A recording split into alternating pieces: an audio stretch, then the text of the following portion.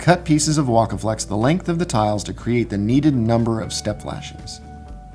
Fold the step flashing lengthwise with 4 inches minimum on one side to go onto the tile, or 1 inch past the crown of profile tile, whichever is greater, and 6 inches minimum on the other side to go up the wall.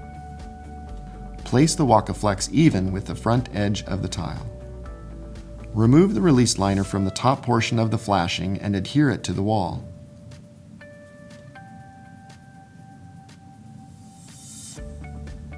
Remove the remaining liner and adhere to the tile.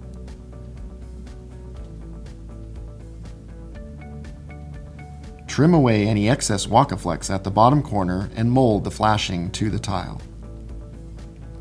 Install the tiles on the next course as required by building code. Repeat the detail for each course.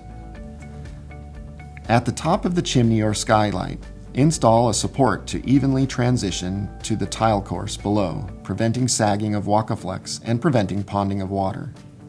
Remove the top release liner, placing the bottom edge of the Wakaflex piece at the bottom edge of the tile. Remove the remaining release liner and adhere it to the tile.